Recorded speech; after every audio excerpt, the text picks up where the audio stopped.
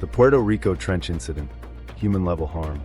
It was supposed to be a clean transect, a research vessel chartered by a consortium of universities, running passive recorders along the trench shoulder at dusk, no pinging, no provocation. They motored east-northeast, hugging an isobath that our overlays later marked as the lip of an ingress corridor. The captain had the brief: avoid active sonar, maintain steady speed, log everything. On deck, grad students taped foam around Pelican cases and joked about seasickness, the kind of normal banner that keeps fear small.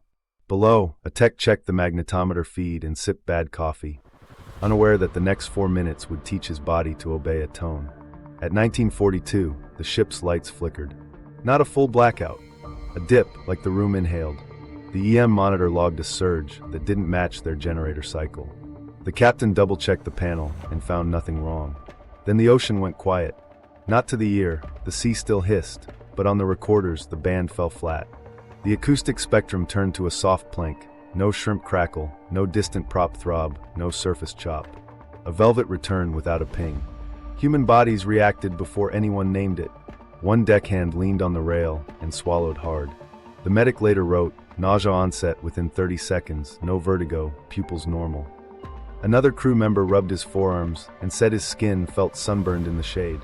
A third stared at his hands and flexed them like the fingers weren't sure they belonged. The lab lead said, keep rolling. The captain nodded and held course. At 1944, a tone arrived, low, modulated, stepped like a ladder you can't see. You don't notice a sound like that unless you're looking for it. It sits under everything, below the hum of the world, a floorboard creak in a cathedral. On the spectrogram, it drew a clean rail at narrowband, then shifted up half a step when the helmsman corrected 2 degrees to port. That correction wasn't ordered. He'd felt a pull he couldn't name and nudged to counter it. The tone answered like it had heard him think. The medic's log grew a second page in 5 minutes. 3 crew reported metallic taste, copper, they said. One had a rash that mapped like spilled ink across the neck and collarbone. The ship rolled on water that wasn't rolling. Seams creaked. In the lab, the magnetometer hiccuped, a sharp deviation and return, like a compass flinching under a hidden hand. GPS showed a fractional drift, then corrected timestamps clean, until later, when they weren't. 4 minutes and 12 seconds, the passive recorders wrote silent slabs with a single line threading through. The tone, stepping, anticipating, then holding. On the deck, the deckhand who'd swallowed hard folded to a knee and took slow breaths like he'd learned to listen to himself fast. The medic put a palm on his back and felt muscle quiver, not from fear.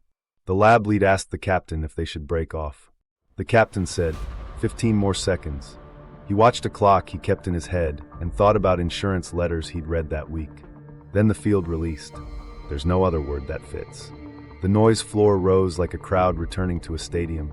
Shrimp crackle. Surface hiss. A ship's distant heartbeat miles away. The tone stayed for a beat, stepped down and left. The medic checked pupils again and wrote, normalizing. The rash didn't fade. The taste lingered in 2 mouths, gone from the third. The helmsman stared at nothing for a second, then blinked like he'd been underwater and remembered air. The data dump that night looked like a glitch until you align clocks. The magnetometer. Spike matched the acoustic blanking onset to the second. The EM surge preceded both by a hair's breadth, like a starter gun. The acoustic blanking ended, and the magnetometer shivered again. In that gap, the black box mic, wired to catch bridge chatter and incidental sound, caught the tone that the ear could barely hold. Low, modulated, clean. If you boost it, it sounds like language without vowels, a steady climb and rest that tells you nothing and everything. You're in a system. Medical ambiguity made everyone comfortable and nobody safe. Radiation? No ionizing signature. The dosimeters read boring. UV?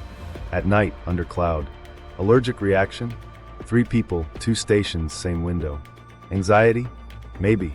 But anxiety doesn't cluster around a 4-minute acoustic event that nobody saw because nobody could see the ocean go quiet. The clinic ashore called the rashes dermatitis and wrote, likely stress, for the nausea. The crew member with the worst symptoms resigned 2 weeks later and stopped answering emails. His NDA arrived in a standard envelope with a friendly cover letter about safety protocols. If a tone can bend the behavior of trained crews, it can bend yours on a ferry at dusk. The insurer did what insurers do. They flagged the transit with a code that looks bland until you read the actuarial notes.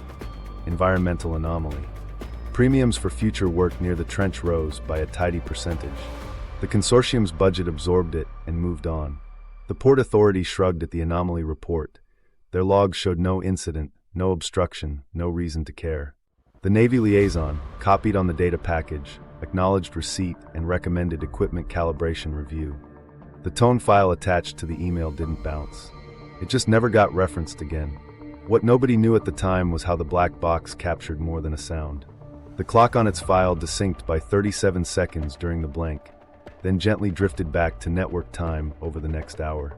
The ROV pilot's compass spin had a cousin on that night, time itself wobbling, instruments not lying so much as being told a different story for 4 minutes and change. The crew joked about the Bermuda Triangle and didn't laugh. Human-level harm sounds dramatic. It wasn't. It was incremental, impersonal, like a system brushing past a person and leaving a bruise without meaning to. The ocean didn't rage. It curated.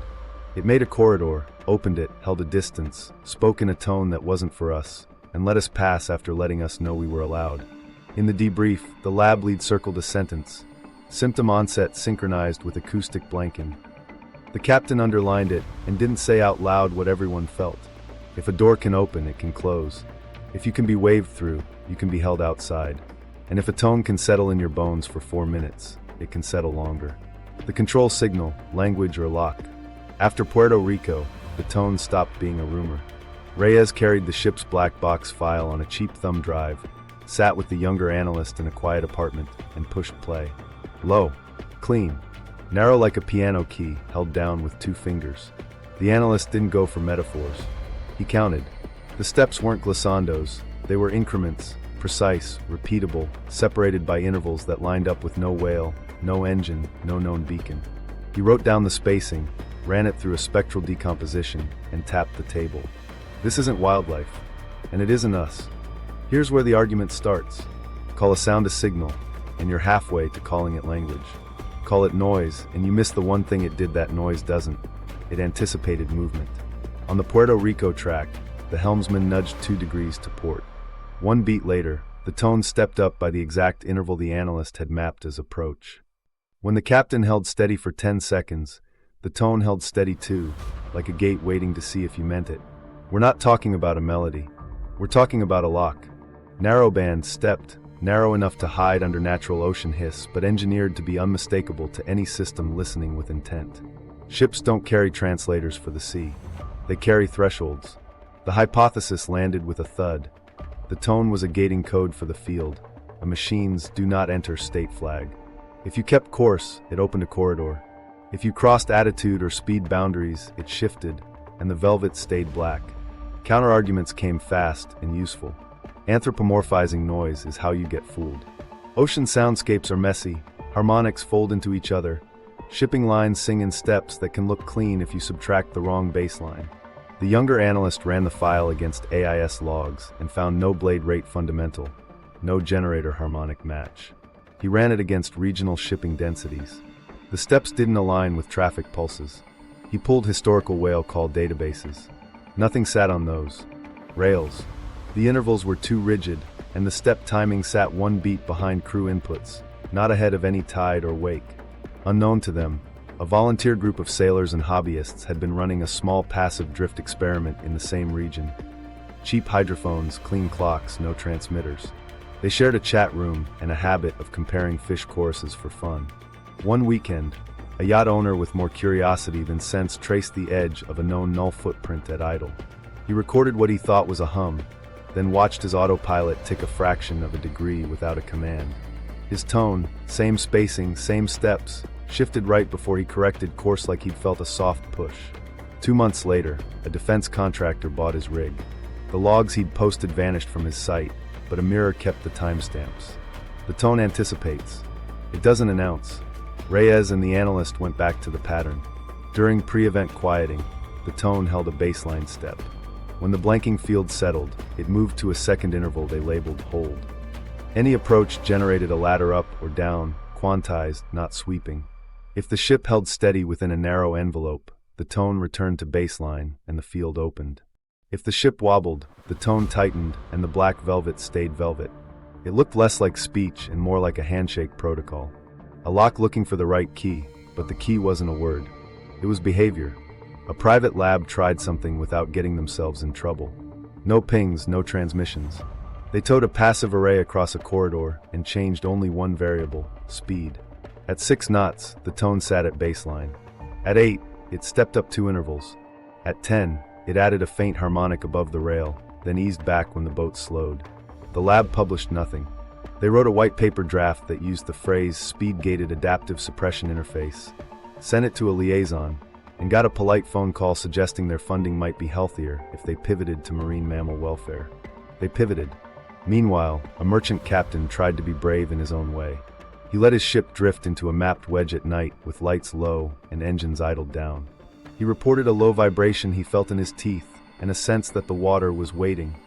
His first mate tapped the rudder a hair. The tone shifted. The captain tapped back, 1-second bursts of motion, and watched the steps echo their rhythm. He didn't call it language. He called it attention. The skeptic in the room still mattered. Could the tone be a byproduct of some larger field effect, a resonant artifact making our gear sing? Maybe. But artifacts don't cue you like a traffic light, track your heading, and ramp down when you obey. Artifacts don't show up in pre-event quieting, then run a tidy state machine through your mistake and back out the door. This wasn't a conversation. It was a protocol, a minimal vocabulary you use when you don't want meaning, only compliance. Stay inside the envelope and the corridor opens. Cross the bounds and the velvet stays black. The lock didn't care who you were. It cared what you did. That's how you teach a species to obey without saying a word. One detail anchored the fear. On 2 separate runs months apart, 2 separate ships heard the same baseline and the same step spacing at 2 trenches oceans away. If you can recognize a lock by its click, this was the same locksmith. Distributed, global, consistent. Call it language if you want. It sounded more like authority. Deep architecture, base as defensive shield. There's a reading of the map that doesn't start with domination. It starts with interception. Look at the arcs again. The way they patrol the rims of abyssal plains. The way null wedges harden over canyon mouths right before a fast mover crosses. If you assume malice, you see blockades. If you assume danger from below, you see a shield raised along the edges of our continental shelves. A barrier, not to trap us, but to keep something else from entering. Here's where the old stories earn a second look. Cold War logs mutter about fast movers at 200 knots, filed, shrugged at, forgotten. Our modern slope hits 550. Capability scales. If the system has been there for decades, the tools got sharper. We treat these as recorded anomalies tied to SOSIS era, reporting through the 1970s and beyond, consistent with post-1969 data denial patterns discussed by multiple researchers. Patrol arcs refined from broad sweeps to narrow corridors. Nulls from crude holes to velvet wedges. Tones from blunt hums to stepped gates that anticipate and shepherd. It feels like an upgrade cycle. Geology does the heavy lifting. Trenches aren't just holes, they're pressure vessels and waveguides. Their sides focus energy, their heads choke flow, their fracture zones act like ducts. If you can manipulate microbubbles along those walls, control compressibility at the grain of water, you can alter drag and steer. Sound like light through fiber. Boundary layers stop behaving like sticky film. Flow attaches and releases on command. Cavitation, the killer of speed, never forms because the local pressure never lets the vapor pocket collapse into chaos. You don't just move through water, you move the water that moves you. These mechanisms are theoretical extensions grounded in known hydrodynamics. We present them as hypotheses consistent with observed patterns. From that angle, the silence field reads like a Coast Guard line. You park a velvet wedge across a canyon head because you expect a crossing. When the unknown stays in bounds, you open a curtain and let it pass without touching anything human. When it wobbles, you tighten the wedge and hold. The tone isn't a warning to us. It's a set of instructions broadcast to the system's own sentries. Gate open. Gate hold. Gate escort. That escort behavior shows up exactly once in the dataset, and it won't leave my head. A sub strayed toward a collapse zone, bad rock, old slide, a place where the seafloor can move without asking. The records show a narrowband tone shift to a spacing we hadn't seen, followed by a soft acoustic return that tracked the sub's beam at a constant offset. The crew reported nothing dramatic, only a sense of pressure easing and a mapping solution that suddenly made sense, as if the ocean had tilted them towards sanity. The escort held its distance for 9 minutes, then peeled off as the sub crossed out of danger. No cavitation, no contact, no message left behind. Just a nudge away from ruin. If this is a shield, who is it for? The pattern answers in small ways. Objects that present tone-compliant signatures, speed within a lane, heading within a tolerance, pass untouched. Military hulls that match the envelope get shushed but not shoved. The velvet hardens for big engines that push at the wrong time, the wrong angle. Fishing boats barely register. Research vessels get a corridor if they behave. The rules are consistent, boring, and indifferent to flags. Meanwhile, historical echoes keep chiming. The fast mover, slope at 200 knots alive in the 70s. The modern 550 slope now. If the system's job is interception, it's tracking threats we never learned to name. You don't build gates along trenches unless you expect ingress from abyssal flats, where anything can approach under cover of pressure and darkness. The arcs sweep those flats like radar fences. The nulls harden at choke points. The tones coordinate the handoff. Here's where the physics and the fear meet. Non-cavitating displacement is a lab dream for us. For them, it's standard. Bubble phase control, microbubbles seating ahead of an object to prevent pressure collapse. Lets a body move without tearing itself to pieces.